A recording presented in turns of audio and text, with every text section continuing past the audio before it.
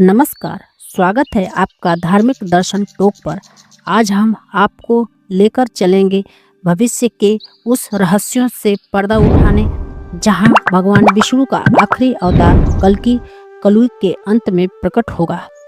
क्या है कल्कि अवतार की कहानी, क्यों और कैसे होगा उनका अवतार? जानिए इस अद्भुत कथा के हर पहलू को विस्तार से। पुराणों के अनुसार कलयुग 4 युगों में सबसे अंतिम और कठिन युग है। सत्य, दया, धर्म और तप जैसे गुण इस युग में धीरे धीरे समाप्त हो जाते हैं। पाप, अधर्म और अन्याय अपने चरम पर पहुंच जाते हैं। लोग लोभ, अहंकार और कामनाओं के वशीभूत होकर धर्म को पूरी तरह भुला देते हैं। इस समय पृथ्वी स्वयं भगवान विष्णु के पास जाकर प्रार्थना करती है, कहती है, हे प्रभु, मेरी पीड़ा असहनीय हो गई है। कलयुग में मनुष्य अपने कर्तव्यों से भटक गए हैं। मैं पाप के बोझ के तले दबी जा रही हूँ।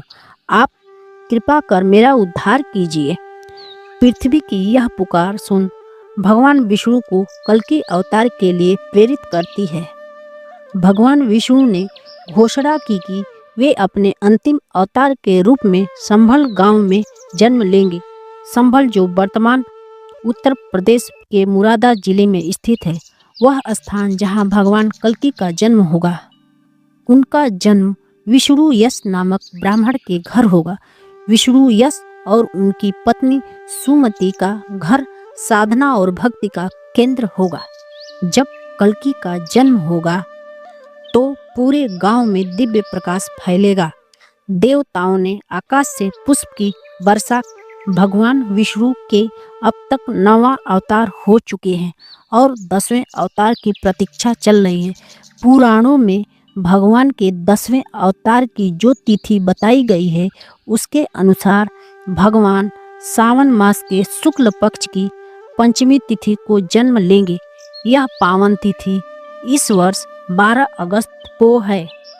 श्रीमद् भागवत पुराण के 12वें स्कंद में लिखा है कि भगवान का कल्कि अवतार कलयुग के समाप्ति और सतयुग के संधि काल में होगा। इनके जन्म स्थान के विषय में भगवत स्कंद पुराण और कल्कि पुराण में बताया गया है कि कल्कि भगवान उत्तर प्रदेश में गंगा और रामगंगा के बीच बसे मुरादाबाद के संभल ग्राम में जन्म लेंगे। भगवान के 10वें अवतार से जुड़ी रोचक बातें। पुराणों के अनुसार कल्कि बचपन से ही साधारण बालक नहीं, उनके व्यक्तित्व में अद्भुत तेज और शक्ति होगी। उन्होंने शस्त्र और शास्त्र दोनों में महारत हासिल की। उनके गुरु भगवान परशुराम होंगे, जिन्होंने उन्हें दिव्य अस्त्र शस्त्रों का ज्ञान दिया। भगवान कल्कि का मुख्य उद्देश्य कलयुग में व्याप्त अधर्म, अत्याचार और अराजकता को समाप्त करना था। पुराणों में वर्णित है कि जब पाप अपने चरम पर होगा, तब कल्कि अपनी सेना के साथ दुष्टों का संहार करेंगे। उनके पास दिव्य घोड़ा, देवदत्त और तलवार होगी। कहा जाता है कि देवदत्त इतनी तेज गति से दौड़ेगा कि वह बिजली की तरह चमकता हुआ प्रतीत होगा। कल्कि अकेले नहीं, उनके साथ कई दिव्य आत्माएं और वीर योद्धा होंगे, जिन्होंने धर्म की पुनर्स्थापना में उसका साथ दिया होगा। कल्कि भगवान का विवाह सिंघल द्वीप की राजकुमारी पद्मावती से हुआ। सिंघल द्वीप वर्तमान श्रीलंका है। जल क्रीड़ा के दौरान जब दोनों का परिचय हुआ तो पद्मावती ने तुरंत पहचान लिया कि यह कोई साधारण व्यक्ति नहीं, बल्कि स्वयं भगवान का अवतार है। विवाह के बाद कल्कि पद्मावती को लेकर संभल लौटे। वहां विश्वकर्मा ने एक दिव्य नगर का निर्माण किया। वह नगर न केवल भौतिक रूप से अद्भुत था, बल्कि आध्यात्मिक ऊर्जा से भी परिपूर्ण था। कल्कि भगवान ने धर्म की पुनर्स्थापना के लिए दैत्यों और अधर्मियों का नाश किया। उनका उद्देश्य केवल विनाश नहीं था, बल्कि नई दृष्टि की स्थापना भी करना था। कल्कि पुराण के अनुसार उनके युद्ध और प्रयासों के लिए सतयुग की शुरुआत होगी। इस नए युग में सत्य, धर्म, दया और प्रेम का शासन होगा। मनुष्य अपने कर्तव्यों और धार्मिक मर्यादाओं का पालन करेंगे। इस तरह कल्कि भगवान अपने उद्देश्यों को पूर्ण कर परम धाम लौट जाएंगे।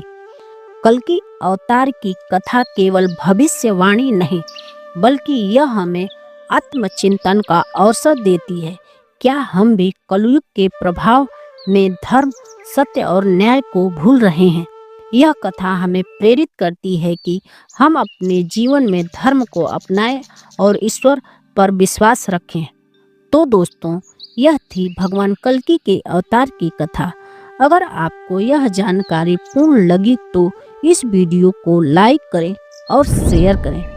धार्मिक दर्शन टॉक चैनल को सब्सक्राइब करना न भूलें। आने वाले वीडियो में हम आपके लिए और भी अद्भुत कथाएं लेकर आएंगे। धन्यवाद।